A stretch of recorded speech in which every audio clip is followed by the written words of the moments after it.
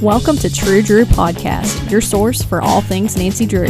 I'm your host, Avery, and on this podcast, we'll discuss everything from the Nancy Drew books, to computer games, to movie adaptations, and TV shows. Nothing is off the table. So if you're a True Drew, you'll definitely want to tune in for this podcast. Hello, True Drews, and welcome to another episode of the podcast. My name is Avery, and today we're going to be discussing the witch tree symbol.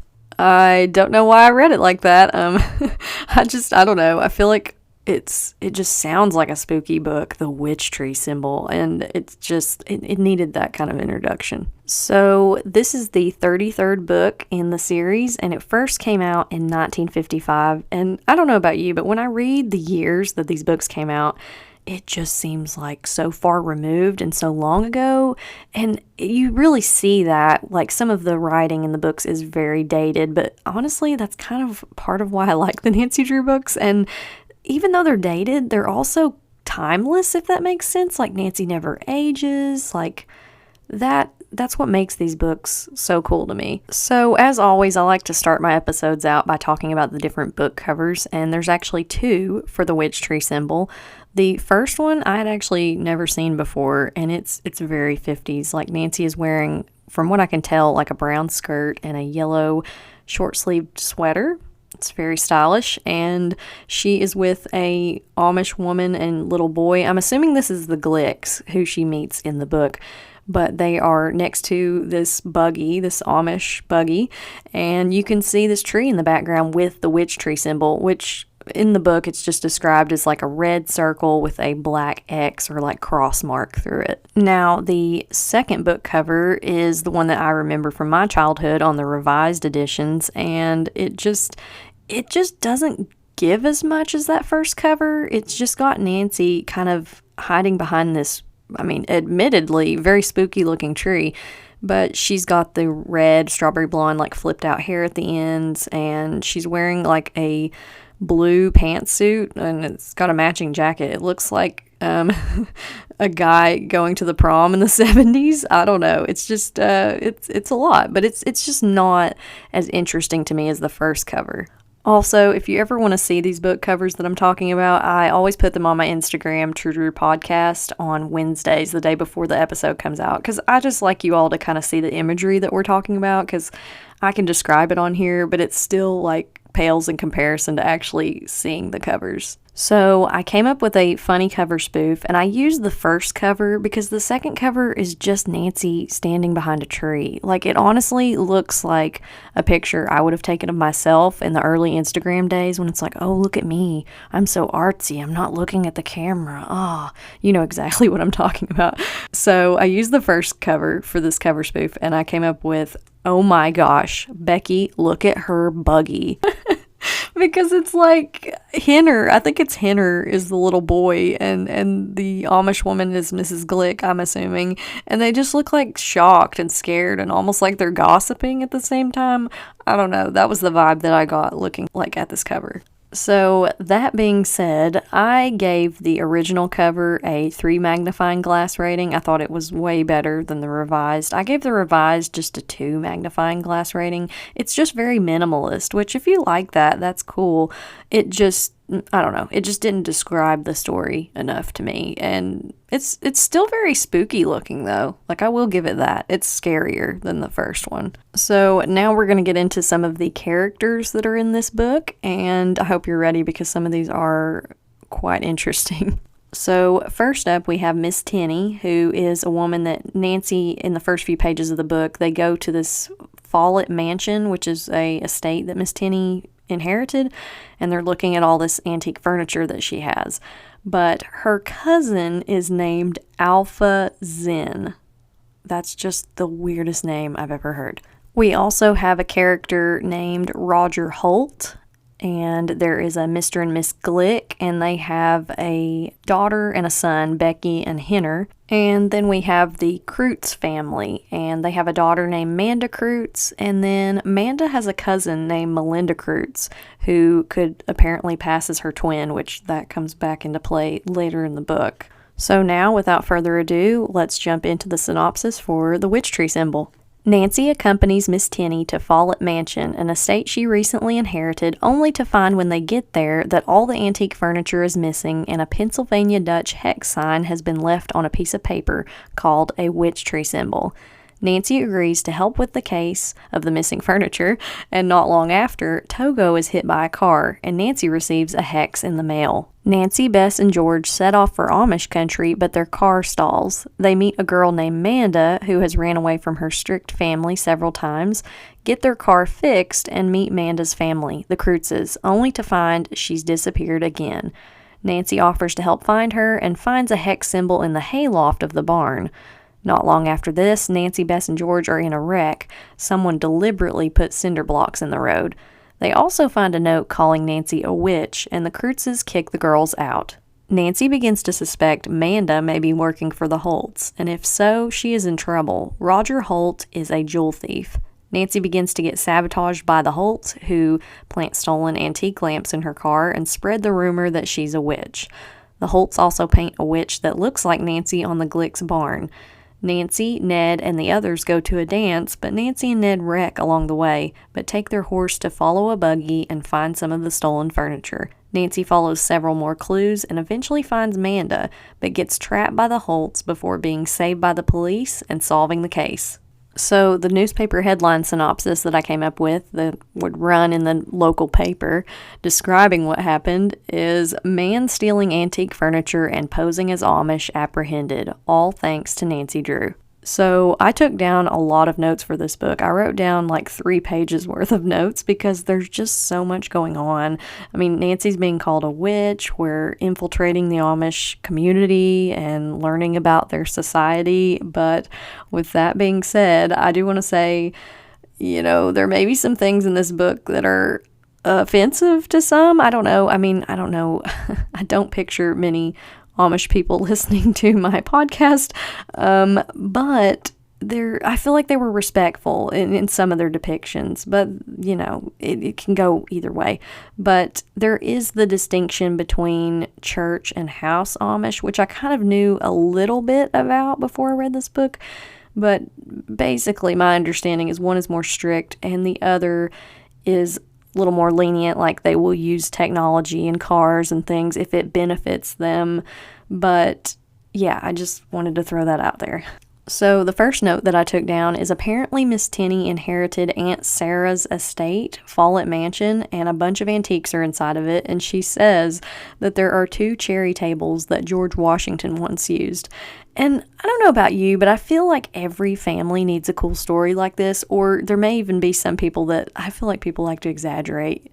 Here in America, it's like, oh yeah, I used to be next door neighbors to Abraham Lincoln, or, we have a pipe that, some important historical figure used at one point or another, but I said maybe just not like Grover Cleveland once got stuck in our family bathtub. Like, that's probably not one that you want to share. But yeah, I don't know. I feel like any legend in America that has George Washington attached to it is automatically like 10 times cooler. So the next thing that I wrote down is Nancy is described as being blonde in this book. It just says blonde, not strawberry blonde, not Titian. So I just took note of that. And the next thing that I have down, Miss Tenney is convinced that her no-good cousin Alpha Zen is responsible for stealing all this antique furniture. And I said, now, first of all, Alpha Zen sounds like either the name of a cult leader, some kind of new medication with a million side effects, or the name of a generation of kids long after Gen Z. Like, who named this guy? But here's the crazy part. Miss Tenney says she doesn't trust her cousin because he's an antique dealer. And I said, antique dealers get a bad rep in the Nancy Drew book / game universe because we have Lewis Chandler, Emily Griffin from, Message in a Haunted Mansion and Ghost Dogs of Moon Lake, respectively. But I was like, what is with that? Like, so we like nice things. What's wrong with that? I actually happen to sell antiques and vintage stuff on the side. I'm like, what? Why do we get this bad reputation? I mean, I guess in Mrs. Tenney's mind, she's like, well, all this antique furniture went missing and he sells antique furniture, so it has to be him. And I'm like, no. You're clearly not a detective. Like, thank goodness Nancy's here, because the most obvious solution is usually not the correct answer. But anyway, Nancy is there in the mansion with Miss Tenny, and they hear footsteps overhead, but Miss Tenny faints because she's, I guess, so upset over the furniture and the fact that somebody is in the house with them. And so Nancy can't go and investigate who it is. She obviously, helps Miss Tenny because she's passed out. But once she's revived, Nancy goes upstairs and she finds a witch tree symbol drawn on a piece of paper in the corner. And it's described as being a white circle with a red center and a black star. So at this point, Miss Tenny is just convinced. She's like, yep, Alpha Zen did it. That's a Pennsylvania Dutch hex sign. He did it. But I said, Miss Tenny is very, very dumb because she tells Nancy that this man showed up the other day claiming to be an antique dealer, another man entirely, and she left the key with him to lock up the house. Just leave it with a complete stranger, why don't you? Thank goodness for stupid people in the Nancy Drew universe, because if it weren't for them, Nancy would not have this job. So, as if that's not enough to process, someone giving a complete stranger a key to their inherited estate, there's a car that hits Nancy's dog Togo, seemingly on purpose. And I was so distressed when I read this. I was like, no, not Togo. He's like a little terrier. He's not a German Shepherd. He's not... He's going to go right under that car, but he was okay. I was super scared for him, but he had a cut on him. And Nancy says he's going to be okay, but I'm like, girl, don't you want to at least take him to the vet? Just make sure he's okay? I think that's what I would do. The next note that I took down is Nancy apparently knows some German. So we learned that she knows some French in one of the books before this, but now she knows some German. It doesn't say she's fluent. She knows enough just to get by, I guess. Now, the next note that I took down is Nancy gets a hex note in the mail that tells her to stay home. But naturally, that doesn't work. She's like, okay, cool. Well, this is just a sign that I'm on the right track, I guess. So this next note is just about the Amish. And I said this seems pretty accurate of what I know about the Amish, which is very, very limited. But Nancy explains the difference between church and house Amish, or new and old. And basically, one group believes it's okay to use some modern conveniences while the other does not. Which, that tracks so far. So the next thing that I took note of is Nancy's car stalls. This book should have been called The Mystery of the Car Repairs, because Nancy has so many car problems in this one. But she talks to an Amish girl that they meet on the road, and her name is Manda. And she goes to find this man named Rudolph, who can apparently fix the car. And Rudolph hears George's name and says, "Aren't you a girl?" And George says yes and laughs, and says she didn't name herself, but she likes her name. I also happen to like George's name. I think as a kid, I thought it might have been shorter for Georgia, but I'm like, that name is already short to begin with. Why would you shorten that? But I like Georgia. I like her name and her character when she's not being mean to Bess. So Nancy, Bess, and George go to the Kreutz's house, and Mr. Kreutz gets attacked by a bull, and Nancy, Bess, and George save him. I was worried that he was going to be mad at them because, he got distracted when they came in the barn, and the bull just went after him, but luckily he's pretty chill about it. He was not going to blame them for that. The next note that I took down is when the girls eat dinner with the Kreutzes, they say that the girls have city appetites, and I think they mean they don't eat very much. I think that's what that's supposed to mean. But George says, all of us except Bess, which I was like, that's rude. And Mr. Kreutz says, in Amish country, we like a little flesh on our maidens. Well, okay then. But Mr. Kreutz also says when he learns Nancy solves mysteries, such a nice girl. I can't understand why your pa lets you do things like this. You should be home cooking and cleaning. And I said, I can forgive him, though. It's a cultural difference. I understand that much. But George and Bess also tell him about all of Nancy's accomplishments, and Mr. Kreutz kind of comes around to the idea of Nancy solving mysteries. So this next note is so messed up, but Nancy, Bess, and George get in a wreck when someone puts cinder blocks in the middle of the road. So someone intentionally just pulled over and dragged these blocks into the middle of the road, and Nancy has no choice but to hit them. But they find a note between the blocks that says, Nancy Drew, witches are not wanted in Amish country. Now, basically, after receiving this note, this is when Nancy's real problems start. She's had some car wrecks and Togo got hit. That's bad enough. But this is when she starts getting really shunned by the Amish community, and the Kreutzes get scared of Nancy when she mentions this note and how someone's accusing her of being a witch. And I thought it was interesting how the girls, they took it so differently. Like it says, Nancy says it will be hard to solve the mystery if people believe it. So that's her primary concern. Bess is more like coming from an emotional standpoint. She's like, she doesn't want to be shunned.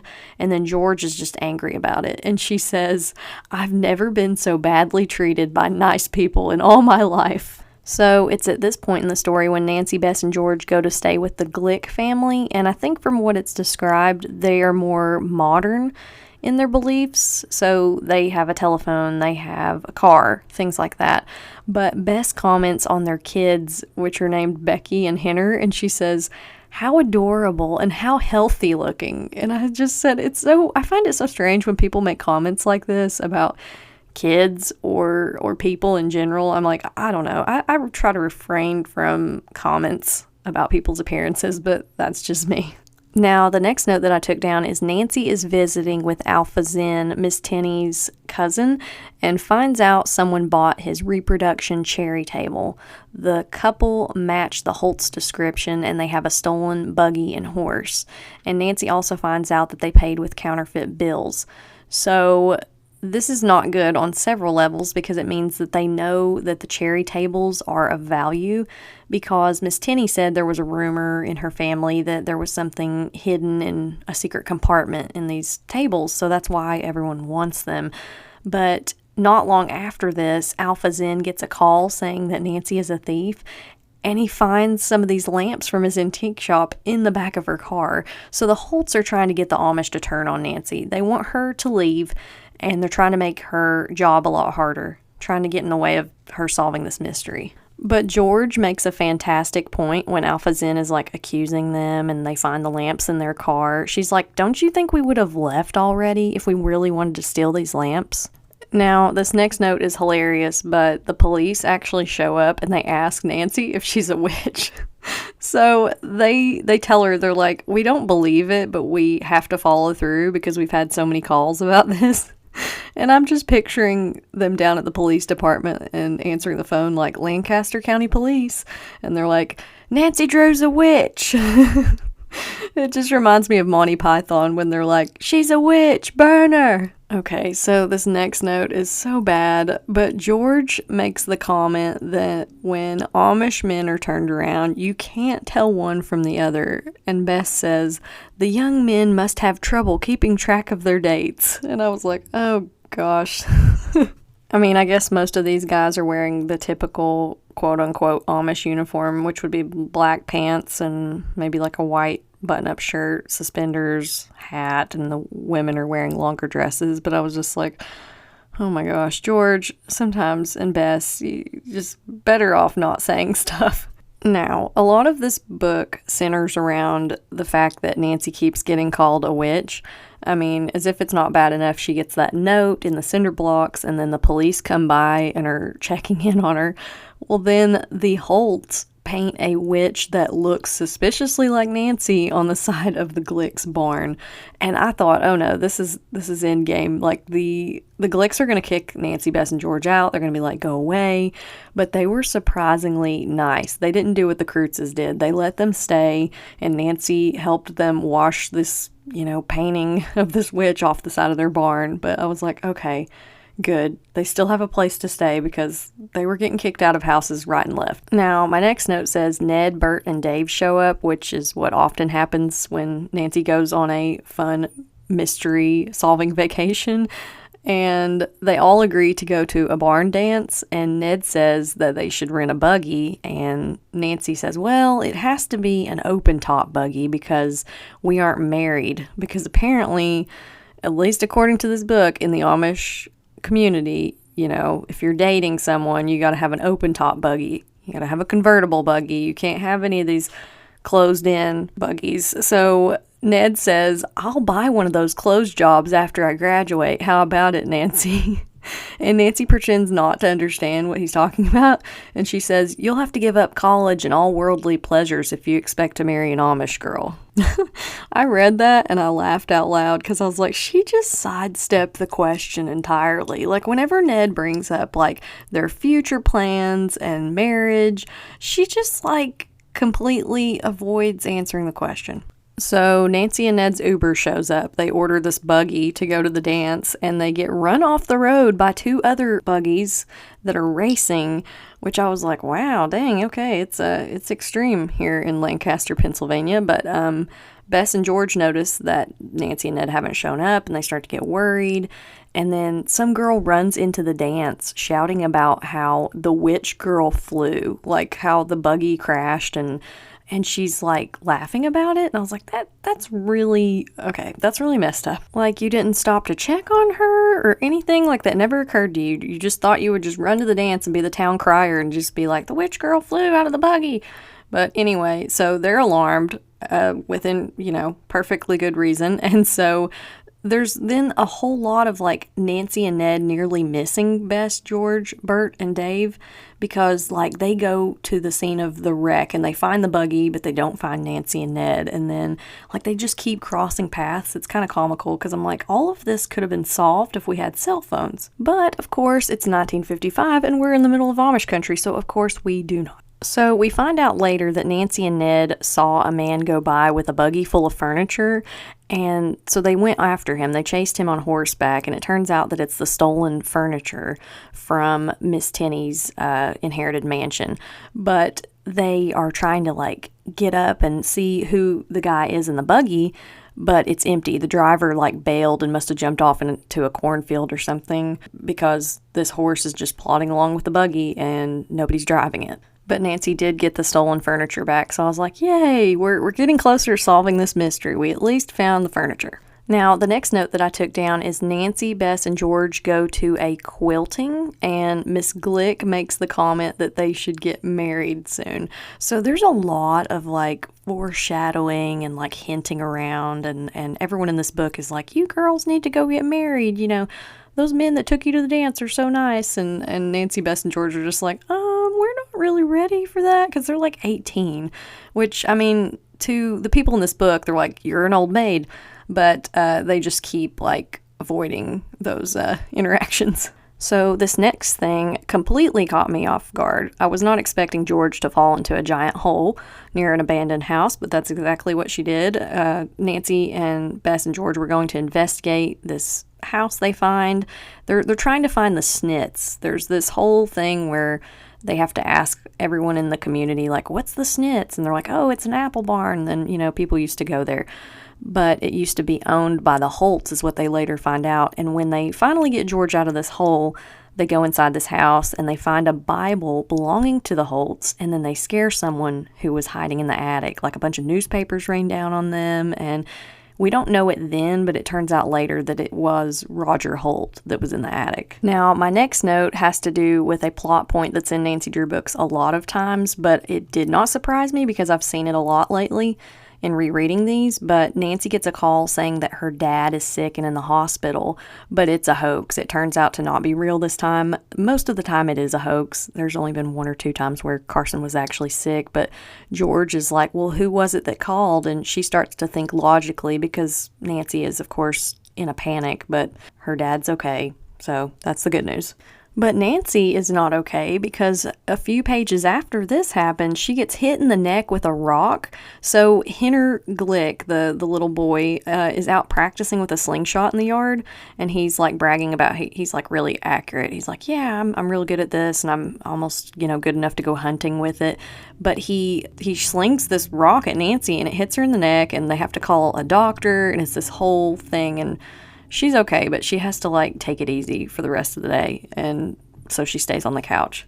And then right after this, Nancy's car gets stolen right out of the driveway, and I said, dang, the crime rate in Amish country is ridiculous.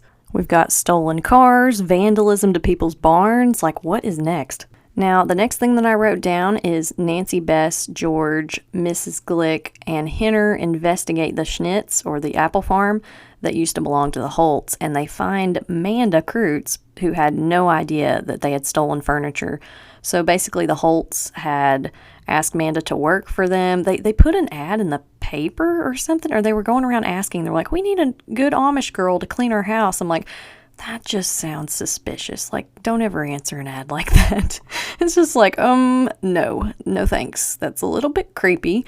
But Roger Holt actually locks Nancy, Bess, George, and Manda in the attic because they figure out that he's the one that's behind all this furniture stealing and whatnot, and it's not good.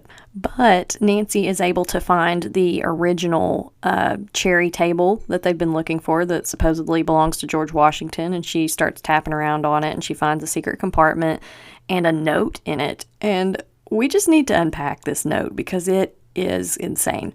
And no, the note is not from George Washington. We don't get to have a cool, like, national treasure moment where George is like, hey, there's treasure in D.C. or some other location. No, it's not from George Washington. It's from this woman who is a gypsy. And so to back it up, this old property that they're currently on, where George, like, fell through the hole and everything, there was an Amish family that used to live there, and there were some gypsies that came along. And so these gypsies lived in the woods, and the Amish family wasn't too happy about it. But in a Romeo and Juliet-esque storyline, one of the gypsies fell in love with one of the Amish sons, and she apparently threatened the father, saying if he wouldn't let them marry, she wouldn't tell them where his family members who were missing had gone. So apparently this Amish family had been missing several of their family members. I don't even know how many, but enough for it to be like, okay, Aunt Matilda is gone and Uncle Patrick is gone. Like, it's been a while. I think if they had been going into town for something, they would have come back by now. But apparently enough of their family members went missing and nobody ever could find them. Well, basically they fell in that same exact hole that George almost fell all the way into. And they, I guess, died down there. They starved to death because nobody found them. And this gypsy woman was basically holding that information over this Amish family's head so that she could get married to one of their sons. It's really messed up. And then as a side note, oh, there's some valuable crystal down there that will make people fortune, like, you know, someday. And I'm just like, that was a lot. That was really heavy stuff to just throw in at the end of this book. I don't know. That was some pretty dark stuff. So that is all the notes that I took down for the witch tree symbol. But next up on the podcast, this is a segment I like to call What's Cooking with Hannah Gruen. And Hannah was not present in this book, but we got plenty of cool descriptions of some Amish cooking.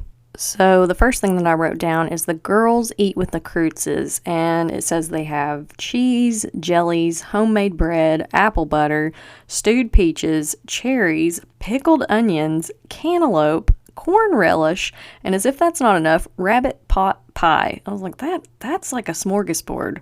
So this next thing is something that Nancy gets from a bakery, and it's described as being a lot like a donut. I'm probably going to mispronounce this. I just looked it up on Google. Fosnacht.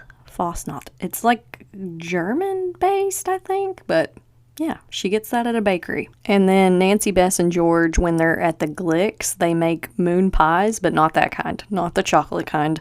I was disappointed. It is roasted veal, butter, cream, salt, pepper, and then pickled relish in dough. And the last dish that they enjoyed in Amish country was mashed potatoes in a dumpling and some pie. I've never had mashed potatoes in a dumpling, but that sounds actually really good. Now, for the add that to your resume section of this podcast, I said Nancy knows some German. She's not fluent in it, but she knows enough German to get by, so she could put that down. And she's a counterfeit money expert, which is very similar to Redgate Farm. She was able to determine that that money was fake pretty early on, so that's a continued skill that she shows. Now we'll jump into the things that I liked and the things that I didn't like about the witch tree symbol. So I actually really liked learning about the Amish customs and reading about some of those meals that they prepared. Like, I don't know how accurate any of it is. I went to Amish country when I was like in the 8th grade. I don't really remember much of it. I remember they had delicious jams and jellies, but I liked reading about that, and I thought that this mystery had a good flow to it. It made sense. I liked the criminal. It was a good book. And the only thing that I didn't like, I said some depictions are kind of skirting a line, like almost offensive in some ways, but that's just a minor thing. I really liked the majority of this book. So I gave the witch tree symbol a 4 magnifying glasses rating. I actually really liked this book. It made sense, it was cohesive, and it was just very fun to read. And I've seen this book listed in several people's like top 10 or top 20 of their favorite Nancy Drew books, and I could see why. So yeah, that concludes today's episode for the witch tree symbol. Next week's episode, we're going to be discussing the hidden window mystery. And if you like stained glass and Nancy trying her hand at artistic endeavors, then you're definitely going to like this one. Until next time. Thank you for listening to this episode of True Drew Podcast. If you'd like to stay up to date on the latest information and new episodes, our Instagram is True Drew Podcast. Or for general inquiries, you can email us at truedrewpodcast@gmail.com.